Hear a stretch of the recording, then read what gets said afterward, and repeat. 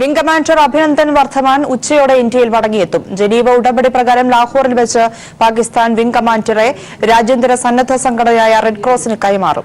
2 മണിക്കുള്ളിൽ വാഗ അതിർത്തി വഴി അഭിനന്ദനെ ഇന്ത്യയിലെത്തിക്കും. അദ്ദേഹത്തിന്റെ മാതാപിതാക്കളും കുടുംബവും വാഗ അതിർത്തിയിലെത്തും. സൈനികന്റെ മോചനത്തെ ഐക്യരാഷ്ട്രസഭ സ്വാഗതം ചെയ്തു. വിവരങ്ങളുമായി സന്തോഷ് സള്ളിങ് ചേരുകയാണ്. സന്തോഷ്, അഭിനന്ദൻ വർദ്ധമന്റെ മോചനവുമായി ബന്ധപ്പെട്ട് എപ്പോൾ അദ്ദേഹം ഇന്ത്യയിൽ എത്തുമെന്ന കാര്യത്തിൽ വ്യക്തത വന്നിട്ടുണ്ടോ?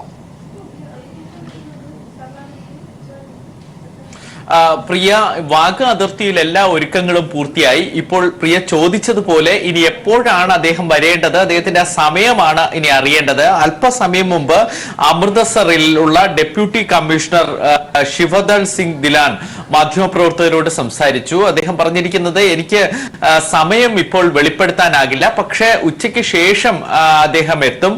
ഇപ്പോൾ ഈ അഭിനന്ദ് വർദ്ധമാനെ സ്വീകരിക്കാനായി വ്യോമസേനയുടെ മുതിർന്ന ചില ഓഫീസർമാർ ബോർഡറിൽ എത്തിയിട്ടുണ്ട് എന്നും അദ്ദേഹം അറിയിച്ചിരിക്കുന്നു. ഇതിനിടയിൽ പാകിസ്ഥാന്റെ നടപടികൾ സംബന്ധിച്ചൊരു വ്യക്തത വന്നിട്ടില്ല. വിദേശകാര്യമന്ത്രി ഖുർഷിദ് ഇപ്പോൾ അറിയിച്ചിരിക്കുന്നത് ഉച്ചയ്ക്ക് ശേഷം ഇന്ത്യൻ വൈമാനികനെ മോചിപ്പിക്കും എന്നാണ്. എന്നൊരു സമയമില്ല, എന്നാൽ 2 മണിയോടുകൂടി വാഗ ബോർഡറിൽ വഴി നടന്ന് അഭിനന്ദ് വർദ്ധമാൻ ഇന്ത്യയിലേക്ക് പ്രവേശിക്കും എന്ന് തന്നെയാണ് നമ്മൾ പ്രതീക്ഷിക്കുന്നത്. അത് കാണാനാണ് രാജ്യം കാത്തിരിക്കുന്നത്. വാഗ അതിർത്തിയിലാകട്ടെ അഭിനന്ദ് വർദ്ധമാന്റെ അച്ഛനും അമ്മയും എത്തിയിട്ടുണ്ട്. അവർ ഇന്ന് രാവിലെയാണ് ചെന്നൈയിൽ നിന്ന് വിമാനമാർഗം ഡൽഹിയിലെത്തിയത്. അവിടെ നിന്ന് വാഗ അതിർത്തിയിലെത്തിയിരിക്കുന്നു. കൂടാതെ വ്യോമസേനയാകട്ടെ ആദരസൂചകമായി ഏറ്റവും മുതിർന്ന സീനിയറായ ഉദ്യോഗസ്ഥരെ പ്രതിനിധികളെ തന്നെ ബോർഡറിലേക്ക് നിയോഗിച്ചിട്ടുണ്ട്. അവർ വാഗ അതിർത്തിയിൽ അഭിനന്ദ് വർദ്ധമാനെ സ്വീകരിക്കും. അവിടെ വെച്ച് മാധ്യമ പ്രവർത്തകരെ കാണാനുള്ള അവസരം ഉണ്ടാകില്ല എന്നാണ് അറിയാൻ കഴിയുന്നത്. കാരണം ചിലപ്പോൾ അദ്ദേഹം ക്ഷീണിതനായിരിക്കും. അദ്ദേഹത്തിന്റെ ആരോഗ്യ സ്ഥിതി കൂടി പരിഗണിക്കണം. ഉടൻ തന്നെ വിംഗ് കമാൻഡറെ അവിടെ നിന്ന് വിമാനമാർഗം ഡൽഹിയിലേക്ക് കൊണ്ടുവരും. പ്രത്യേക വിമാനം ഇതിനായി അതിർത്തിയിൽ സജ്ജീകരിച്ച് നിർത്തിയിട്ടുണ്ട്. ഡൽഹിയിൽ ഈ സൈനിക ആശുപത്രിയിൽ പ്രവേശിപ്പിക്കുന്ന അദ്ദേഹത്തെ മറ്റ് മെഡിക്കൽ പരിശോധനകളെല്ലാം പൂർത്തിയാക്കും. അതിനുശേഷം ആരോഗ്യവാനായതിനു ശേഷം സൈനിക അധികൃതർ ഇദ്ദേഹവുമായി ബന്ധപ്പെട്ട് സംസാരിക്കുന്നുണ്ട്. കാരണം ഏതെങ്കിലും തരത്തിലുള്ള പാകിസ്ഥാന്റെ ഇന്റർഗേഷൻ നടന്നിട്ടുണ്ടോ, എന്തൊക്കെ കാര്യങ്ങളാണ് ചോദിച്ചറിയാൻ ശ്രമിച്ചത്, ഈ വിവരങ്ങളൊക്കെ അഭിനന്ദ് വർദ്ധമാനിൽ നിന്ന് അറിയാനുണ്ട്. അത്തരം കാര്യങ്ങളിലേക്ക് അതൊരു സൈനിക നടപടിക്രമമാണ്, അതിലേക്ക് പോകും. എന്തായാലും ഇന്ന് വാഗ അതിർത്തിയിൽ എത്തുന്ന അദ്ദേഹത്തെ സ്വീകരിക്കാനായി പഞ്ചാബ് മുഖ്യമന്ത്രി അമരീന്ദർ സിംഗ് എത്തുമെന്ന് അറിയിച്ചിട്ടുണ്ട്. അദ്ദേഹം ഇപ്പോൾ ഈ അതിർത്തിക്ക് സമീപമുള്ള വില്ലേജുകളിൽ തന്നെ എത്തിയിരിക്കുന്നു. അവിടെ ചില തെരഞ്ഞെടുപ്പ് പ്രചാരണങ്ങൾ. എന്തായാലും 2 മണിയോടുകൂടി അദ്ദേഹം വാഗ അതിർത്തിയിലെത്തും, സ്വീകരിക്കും. കേന്ദ്ര സർക്കാരിനെ പ്രതിനിധീകരിച്ച് ആരെങ്കിലും എത്തുമെന്നാണ് അറിഞ്ഞിരുന്നത്. പക്ഷെ ഇതുവരെ അങ്ങനെ ഒരു സൂചനയുമില്ല. വരെ സൈനിക പ്രതിനിധികൾ മാത്രമായിരിക്കും അഭിനന്ദ് വർദ്ധമാനെ സ്വീകരിക്കാനുണ്ടാകും. എന്നാൽ 100 കണക്കിന് പേർ ഇന്ത്യൻ ഫ്ളാഗുകളുമായി, ഇന്ത്യക്ക് മുദ്രാവാക്യം വിളികളുമായി വാഗ അതിർത്തിയിൽ എത്തിയിട്ടുണ്ട്. വീരപുത്രനാണ് ഇന്ത്യയുടെ അഭിനന്ദ് വർദ്ധമാൻ. അതുകൊണ്ട് തന്നെ അദ്ദേഹത്തിന് വീരോചിതമായ സ്വീകരണം നൽകാനായി അവിടെ വലിയ ഒരുക്കങ്ങൾ അവിടുത്തെ സ്ഥലവാസികൾ നടത്തുന്നുണ്ട്. പ്രിയ, ശരി. അഭിനന്ദൻ വർദ്ധമാൻ 3 മണിയോടെ ഇന്ത്യയിലെത്തും. അദ്ദേഹത്തിന്റെ മോചനം 3 മണിയോടെ സാധ്യമാകുമെന്നാണ് മനസ്സിലാക്കാൻ സാധിക്കുന്നത്. വാഗ ബോർഡറിൽ അദ്ദേഹത്തെ സ്വീകരിക്കാൻ വലിയ പരിപാടികളാണ് നടന്നുകൊണ്ടിരിക്കുന്നത്. ജനങ്ങളൊക്കെ അവിടെ വാഗ ബോർഡറിൽ എത്തിയിരിക്കുകയാണ്. ഇന്ത്യൻ പതാക ഉയർത്തി ജനങ്ങൾ അഭിനന്ദന് മുദ്രാവാക്യം ഉയർത്തി വാഗ ബോർഡറിലേക്ക് എത്തിക്കൊണ്ടിരിക്കുന്നു. അഭിനന്ദന്റെ മാതാപിതാക്കളും അഭിനന്ദന്റെ വരവിനായി വാഗ ബോർഡറിലെത്തും. വിശദാംശങ്ങളാണ് സന്തോഷ് സർലിംഗ് നൽകിയത്. ഇന്ത്യ പാക് സംഘർഷത്തിൽ ഇടപെടൽ തുടരുമെന്ന് അമേരിക്ക. സാഹചര്യങ്ങൾ വഷളാകുന്നത് ഒഴിവാക്കാൻ ഇരു രാജ്യങ്ങൾക്കിടയിലും ചർച്ചയ്ക്ക് വഴിയൊരുക്കുമെന്ന് അമേരിക്ക പറഞ്ഞു. US സ്റ്റേറ്റ് സെക്രട്ടറി മൈക്ക് പോംപിയോയാണ് ഇക്കാര്യം അറിയിച്ചത്. ഇന്ത്യ പാക് പ്രശ്നത്തിന് മധ്യസ്ഥ ചർച്ചകൾ നടത്താൻ റഷ്യയും താൽപര്യം പ്രകടിപ്പിച്ചു. ഇതിനിടെ മൌലാന മസൂദ് അസർ പാകിസ്ഥാനിൽ തന്നെയുണ്ടെന്ന് പാകിസ്ഥാൻ സ്ഥിരീകരിച്ചു. ഇന്ത്യ പാക് സംഘർഷത്തിൽ ഇടപെട്ടിരുന്നുവെന്നും സംഘർഷങ്ങൾ ഒഴിവാക്കാനായി തുടർന്നും ഇടപെടൽ ഉണ്ടാകുമെന്നുമാണ് അമേരിക്ക വ്യക്തമാക്കിയിരിക്കുന്നത്. US state secretary Mike Pompeo ഇക്കാര്യം ഔദ്യോഗികമായി അറിയിച്ചു. ഇരു രാജ്യങ്ങളുമായി സമ്പർക്കം തുടരുകയാണ്. ഇന്ത്യയും പാകിസ്ഥാനും തമ്മിൽ ചർച്ചകൾ ആരംഭിക്കാൻ, സംഘർഷങ്ങൾ താൽക്കാലികമായെങ്കിലും അവസാനിപ്പിക്കാനുള്ള ശ്രമത്തിലാണ്. ഇതിന് കഠിനമായി ശ്രമിക്കുന്നുണ്ടെന്നും മൈക്ക് പോംപിയോ പറഞ്ഞു. ഇന്ത്യയെ ആക്രമിക്കാൻ പാകിസ്ഥാൻ F-16 വിമാനം ഉപയോഗിച്ചതിന്റെ തെളിവുകൾ ഇന്ത്യ അമേരിക്കയ്ക്ക് കൈമാറും. അമേരിക്കയെ കൂടാതെ റഷ്യയും ഇന്ത്യ പാക് സംഘർഷത്തിൽ മധ്യസ്ഥ ചർച്ചകൾ വഹിക്കാനുള്ള താൽപര്യം പ്രകടമാക്കി. ഭീകരതയ്ക്കെതിരായ പോരാട്ടത്തിൽ ഇന്ത്യയെ പിന്തുണയ്ക്കുന്നതായി റഷ്യൻ പ്രസിഡന്റ് വ്ളാഡിമിർ പുടിൻ പ്രധാനമന്ത്രി നരേന്ദ്രമോദിയെ അറിയിച്ചു. ഇതിനിടെ മൗലാന മസൂദ് അസർ പാകിസ്ഥാനിലുണ്ടെന്ന് പാക് വിദേശകാര്യമന്ത്രി ഷാ മെഹ്മൂദ് ഖുറേഷി സ്ഥിരീകരിച്ചു. പുൽവാമ ഭീകരാക്രമണത്തിന്റെ തെളിവുകൾ ഇന്ത്യ കൈമാറിയിട്ടും മസൂദിനെതിരെ ശക്തമായ തെളിവില്ലെന്ന നിലപാടിലാണ് പാകിസ്ഥാൻ. അഭിനന്ദൻ വർത്തമാന്റെ മോചന തീരുമാനത്തിന് ശേഷവും പാകിസ്ഥാൻ പലയിടങ്ങളിലും വെടിനിർത്തൽ കരാർ ലംഘിച്ചു. കുപ്വാരയിൽ ഏറ്റുമുട്ടലിനിടെ സൈന്യം 2 ഭീകരരെ വധിച്ചു. ഉറിയിലും ഏറ്റുമുട്ടലുണ്ടായി. ഇതിനിടെ പഞ്ചാബിൽ പാക്ചാരൻ എന്ന് സംശയിക്കുന്ന ഒരാളെ BSF പിടികൂടി. ഇയാളുടെ കയ്യിൽ നിന്ന് പാകിസ്ഥാൻ സിമ്മും പിടികൂടിയിട്ടുണ്ട്. News bureau, Delhi. യുദ്ധം ചെയ്യാൻ സൈന്യത്തെക്കാൾ കരുത്ത് RSSനാണെന്ന് പ്രസ്താവിച്ച മോഹൻ ഭാഗവതിനെതിരെ കേസെടുക്കുമോ എന്ന് കോടിയേരി. മോദിയെയും അമിത്ഷായെയും വിമർശിക്കുന്നത് രാജ്യദ്രോഹമെങ്കിൽ തനിക്കെതിരെ കേസെടുക്കട്ടെ എന്നും കോടിയേരി വ്യക്തമാക്കി. ഞാനിവിടെ പ്രസംഗിച്ചത് BJPയുടെ നയങ്ങളെ വിമർശിച്ചു, നരേന്ദ്രമോദിയെയും അമിത്ഷായെയും വിമർശിച്ചു. BJPയെ സംബന്ധിച്ചിടത്തോളം നരേന്ദ്രമോദി വിമർശിച്ചാൽ രാജ്യദ്രോഹ കുറ്റമാണ്. നരേന്ദ്രമോദിയെ വിമർശിച്ചിട്ടുണ്ട്, അത് ഇനിയും വിമർശിക്കും. അത് രാജ്യദ്രോഹമാണെങ്കിൽ ആ രാജ്യദ്രോഹ കുറ്റത്തിന്റെ പേരിൽ ജയിലിലടക്കട്ടെ. കശ്മീർ വിഷയം തെരഞ്ഞെടുപ്പിൽ രാഷ്ട്രീയമായി ഉപയോഗിക്കരുതെന്നാണ് പ്രതിപക്ഷ പാർട്ടികളുടെ നിലപാടെന്ന് CPI സംസ്ഥാന സെക്രട്ടറി കാനം രാജേന്ദ്രൻ. ചിലർ മാത്രം രാജ്യസ്നേഹികളും മറ്റുള്ളവർ രാജ്യദ്രോഹികളുമാക്കി മാറ്റാനുള്ള ശ്രമമാണ് നടക്കുന്നത്. അഭിപ്രായം പറയുന്നവരെ രാജ്യദ്രോഹികളാക്കി മാറ്റുന്നു. പ്രശ്നം BJPയുടെ അടുക്കള വിഷയമായി കൈകാര്യം ചെയ്യുന്നത് ശരിയല്ലെന്നും കാനം രാജേന്ദ്രൻ പറഞ്ഞു. ഞങ്ങൾ പ്രതിപക്ഷ കക്ഷികളുടെ അഭിപ്രായം ഈ വിഷയം രാഷ്ട്രീയമായി തിരഞ്ഞെടുപ്പിൽ പ്രചരണത്തിന് ഉപയോഗിക്കരുത് എന്നാണ്. പരസ്യമായിട്ട് അവരിതിൽ രാഷ്ട്രീയം കണ്ടെത്തുകയാണ്. അങ്ങനെ മറ്റുള്ളവരെല്ലാം രാജ്യദ്രോഹികളും അവർ മാത്രം രാജ്യസ്നേഹികളും എന്ന നിലയിലേക്ക് കൊണ്ടുവരാൻ വേണ്ടി ശ്രമിക്കുകയാണ്. അഭിപ്രായം പറയുന്നവർ രാജ്യദ്രോഹികളാണ് എന്ന് പറയുന്നതിൽ എന്താ അർത്ഥം? പൊതു രാഷ്ട്രീയം എല്ലാ കക്ഷികളുമായിട്ടും ചർച്ച ചെയ്യാറുണ്ട്. അതൊന്നും ഇപ്പോൾ ഇല്ലാതെ ഇത് BJPയുടെ ഒരു അടുക്കള വിഷയം എന്ന നിലയിൽ കൈകാര്യം ചെയ്യുന്നതിനോടാണ് ഇടതുപക്ഷ പാർട്ടികൾ 21 പാർട്ടികൾ അതിലെല്ലാവരും ഉണ്ട് 21 പാർട്ടികൾ പ്രതിഷേധം അറിയിച്ചിട്ടുള്ളത്. ഇസ്ലാമിക രാജ്യങ്ങളിലെ വിദേശമന്ത്രിമാരുടെ സമ്മേളനത്തിൽ സുഷമ സ്വരാജ് സംസാരിക്കുന്നു. അതിലേക്ക്.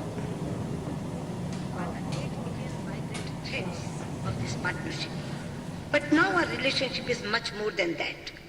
Thanks to the extraordinary effort and attention by Prime Minister Narendra Modi and the leadership of the region. It is an indispensable strategic and security partnership and a natural economic partnership of immense value to our nations and for our shared region. Your Highness and Excellencies, today we all live in a world of sweeping changes and multiple challenges that happen but rarely in history. We see global shifts in power. The center of gravity of the global economy is moving to Asia. The international order we are familiar with is changing. Freedom, opportunities, connectivity, health, education and prosperity are more widespread than ever before. The time it takes nations to lift people out of poverty is getting shorter. Digital revolution has created unprecedented opportunities to empower people and transform our economies. We have affordable and accessible technologies that give us hope for a sustainable energy future. Yet, we also live on the edge of uncertainties. Tensions, turbulence, disputes, violence, dislocation, displacement are also at a high.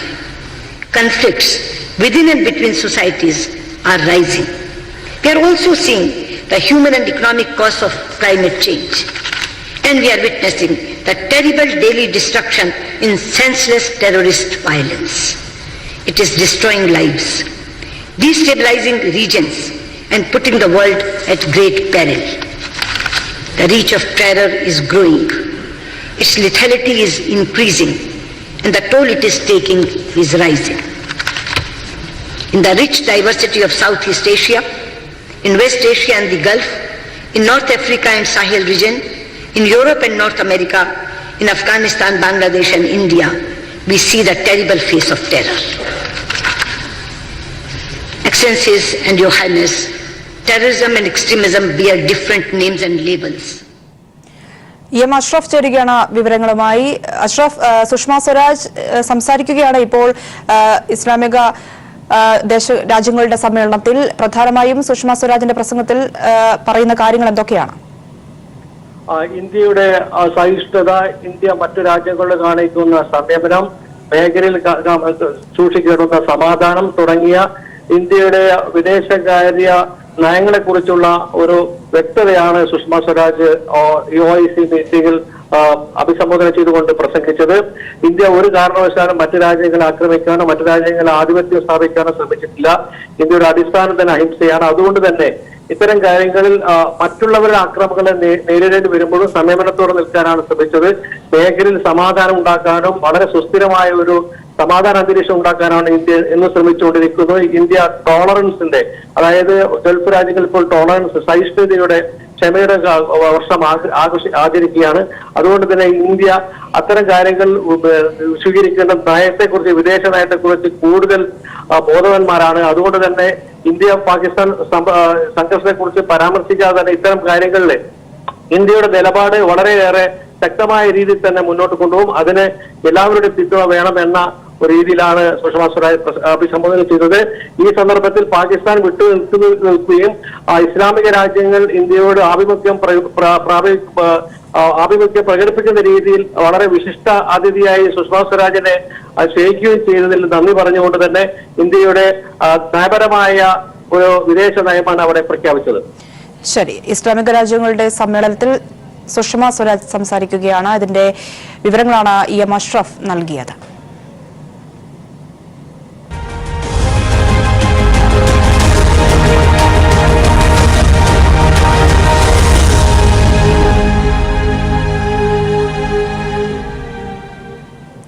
Thiruvananthapuram വിമാനത്താവളം അദാനിക്ക് കൈമാറുന്നതിൽ പ്രധാനമന്ത്രി ഒത്തുകളിച്ചുവെന്ന് കോടിയേരി ബാലകൃഷ്ണൻ. സഹായമില്ലാതെ വിമാനത്താവളം നടത്താമെന്ന് അദാനി കരുതരുത് എന്നും അദാനി വിമാനത്താവളം സംസ്ഥാന സർക്കാരിന് കൈമാറാൻ തയ്യാറാകണമെന്നും കോടിയേരി പറഞ്ഞു. ഇക്കാര്യത്തിൽ UDF-ഉമായി ചേർന്ന് സംയുക്ത പ്രക്ഷോഭത്തിന് ഇടതുമുന്നണി തയ്യാറെന്നും കോടിയേരി വ്യക്തമാക്കി. അദാനി ഗ്രൂപ്പിന് തിരുവനന്തപുരം വിമാനത്താവളം ഏൽപ്പിക്കുന്നത് അത് കൈമാറി വലിയ തോതിലുള്ള കമ്മീഷൻ കൈപ്പറ്റുക എന്ന ഉദ്ദേശം മാത്രമാണ്. 6 വിമാനത്താവളങ്ങൾ ഏൽപ്പിക്കുന്നതിൽ 6 വിമാനത്താവളങ്ങളും അതിൽ 5 എണ്ണം ആണിപ്പോൾ ലേല നടപടികൾ പൂർത്തീകരിച്ചത്. അതിൽ 5 എണ്ണവും അദാനിക്ക് എങ്ങനെ ലഭിച്ചു? ഒരേ ആൾക്ക് തന്നെ 5 വിമാനത്താവളങ്ങളും കിട്ടുന്ന നില എന്തുകൊണ്ടുണ്ടായി? ഇത് അദാനി ഗ്രൂപ്പും നരേന്ദ്രമോദിയും കൂടി നടത്തിയ ഒത്തുകളിയുടെ ഫലമായിട്ടാണ്. സംസ്ഥാന ഗവൺമെന്റിന്റെ പിന്തുണയില്ലാതെ ഒരു വിമാനത്താവളം കേരളത്തിൽ നടത്തിക്കളയാം എന്ന് അദാനി കരുതരുത്. ആകാശത്തുകൂടി അദാനിയുടെ വിമാനത്തിന് പറക്കാം, പക്ഷേ പുറത്ത് നിലത്തിറങ്ങണമെങ്കിൽ സംസ്ഥാന ഗവൺമെന്റിന്റെ കൂടി സഹായം വിമാനത്താവളത്തിന്റെ വികസനത്തിന് ആവശ്യമായി വരും. ചർച്ച് ആക്ട് നിയമം കൊണ്ടുവരാൻ സംസ്ഥാന സർക്കാർ ഉദ്ദേശിക്കുന്നില്ല എന്ന് കോടിയേരി ബാലകൃഷ്ണൻ.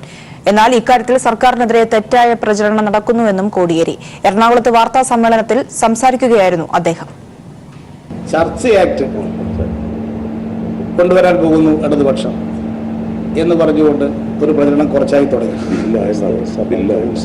ബില്ലായി എന്ന് പറഞ്ഞുകൊണ്ട് ക്രൈസ്തവ സഭാ കൗൺസിൽ യോഗം ചേർന്ന് പ്രമേയം പാസാക്കി ബില്ല് പിൻവലിക്കണമെന്ന് ആവശ്യപ്പെട്ടിരിക്കുകയാണ്. അങ്ങനൊരു ബില്ലേ ഇല്ല. അങ്ങനൊരു നിയമം കൊണ്ടുവരാൻ കേരള ഗവൺമെന്റ് ഉദ്ദേശിക്കുന്നുമില്ല. കോടിയേരി ബാലകൃഷ്ണൻ നയിക്കുന്ന തെക്കൻ മേഖല കേരള സംരക്ഷണ ജാഥ പറവൂരിലെത്തി. ഇന്ന് ജില്ലയിൽ 3 കേന്ദ്രങ്ങളിൽ പര്യടനം പൂർത്തിയാക്കി വൈകിട്ട് മറൈൻ ഡ്രൈവിൽ സമാപിക്കും. സിബി ചേരുകയാണ് വിവരങ്ങളുമായി. സിബി, കേരള സംരക്ഷണ യാത്ര എറണാകുളം ജില്ലയിൽ പര്യടനം തുടരുകയാണ്. ഇന്ന് അവസാന ദിവസമാണ് എറണാകുളം ജില്ലയിൽ.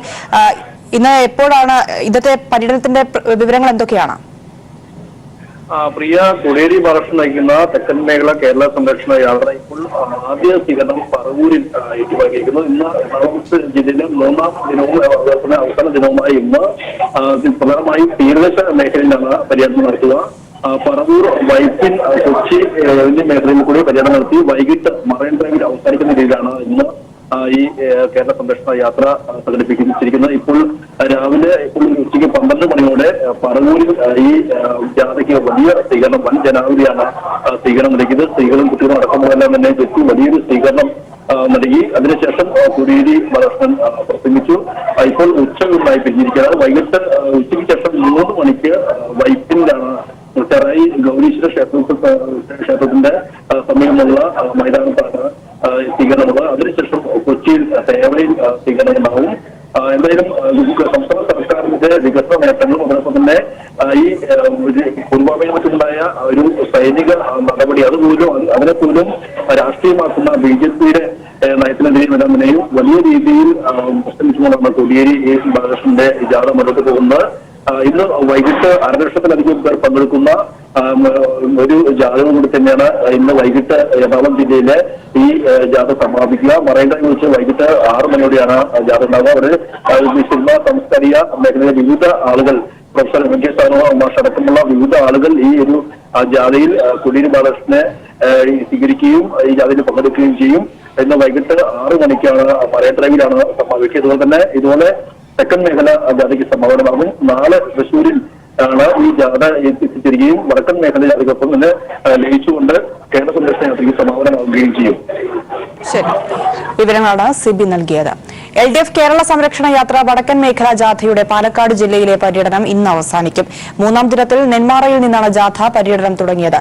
വൈകുന്നേരം പാലക്കാടാണ് ജാഥയുടെ അവസാന സ്വീകരണ പൊതുയോഗം. വിവരങ്ങളുമായി സിജു കണ്ണൻ ചേരുകയാണ്. സിജു, എങ്ങനെയാണ് പര്യടനം പുരോഗമിക്കുന്നത്?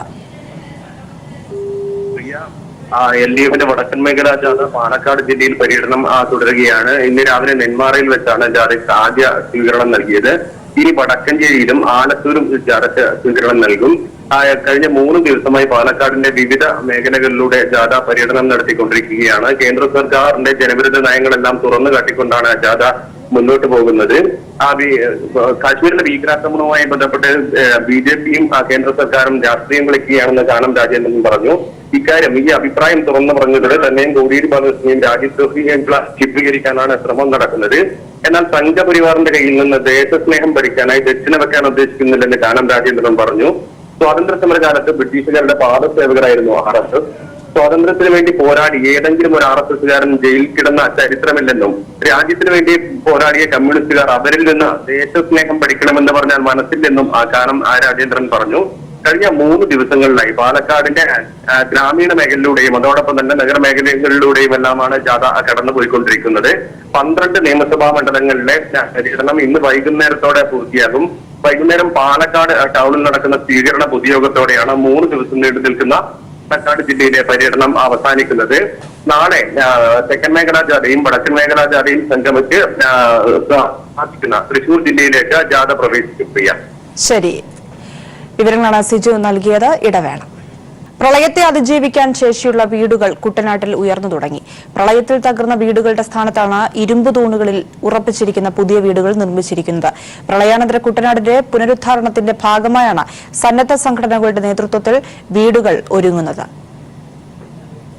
കുട്ടനാട്ടിൽ അടിക്കടി ഉണ്ടാകുന്ന പ്രളയ ദുരന്തങ്ങൾ കണക്കിലെടുത്താണ് പുതിയ വീടുകളുടെ നിർമ്മാണം. ഭൂനിരപ്പിൽ നിന്നും 1.2 മീറ്റർ ഉയരത്തിലാണ് വീടുകൾ നിർമ്മിച്ചിരിക്കുന്നത്. കുട്ടനാട്ടിലെ മണ്ണിന്റെ ഘടന കണക്കിലെടുത്തുകൊണ്ടാണ് നിർമ്മാണം. കോൺക്രീറ്റ് ചെയ്ത പ്രതലത്തിൽ ഉറപ്പിച്ചു നിർത്തിയിരിക്കുന്ന വലിയ സ്റ്റീൽ തൂണുകളിലാണ് വീട് ഉയർത്തിയിരിക്കുന്നത്.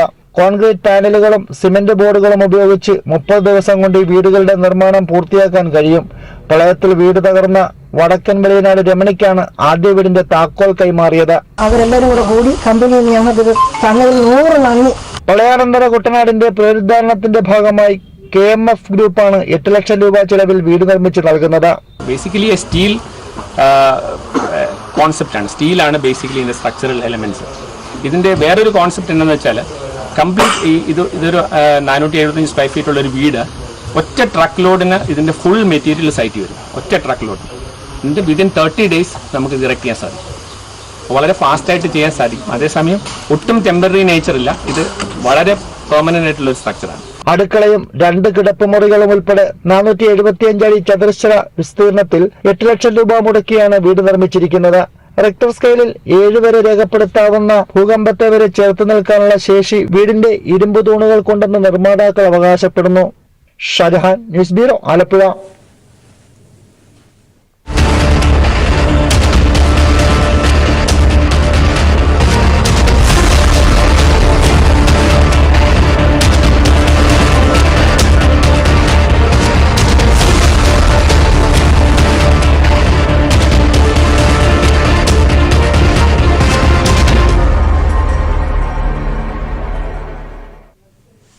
4 ലോക്സഭാ സീറ്റുകളുള്ള ഹിമാചൽ പ്രദേശിൽ ബിജെപിയും കോൺഗ്രസും നേർക്കുനേരാണ് ഏറ്റുമുട്ടൽ.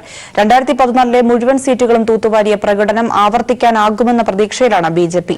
2017 സംസ്ഥാന ഭരണം നഷ്ടമായ കോൺഗ്രസ് ഈ തെരഞ്ഞെടുപ്പിലൂടെ സംസ്ഥാനത്ത് തിരിച്ചുവരവിന് കഴിയുമെന്ന വിശ്വാസത്തിലാണ്. ഹിമാചലിന്റെ രാഷ്ട്രീയ ചരിത്രത്തിൽ കോൺഗ്രസ് ബിജെപി ഇതര പാർട്ടികൾക്ക് കാര്യമായ ഇടമില്ല. ആ ചരിത്രത്തിന് ഇക്കുറിയും മാറ്റമുണ്ടാകാനുള്ള സാധ്യത കാണുന്നുമില്ല. 2014 ലോക്സഭാ തെരഞ്ഞെടുപ്പിൽ ബിജെപി 4 സീറ്റുകളും തൂത്തുവാരിയപ്പോൾ കോൺഗ്രസ് സംസ്ഥാനത്ത് സംപൂജ്യരായി.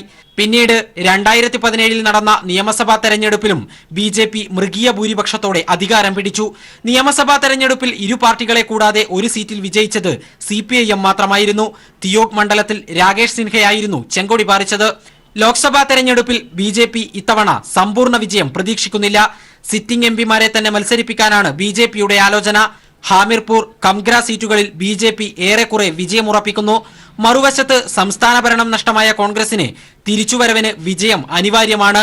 മുൻ മുഖ്യമന്ത്രി വീരഭദ്രസിംഗിനെ ഉൾപ്പെടെ തെരഞ്ഞെടുപ്പ് ഗോതയിലിറക്കാനാണ് കോൺഗ്രസ് തീരുമാനം.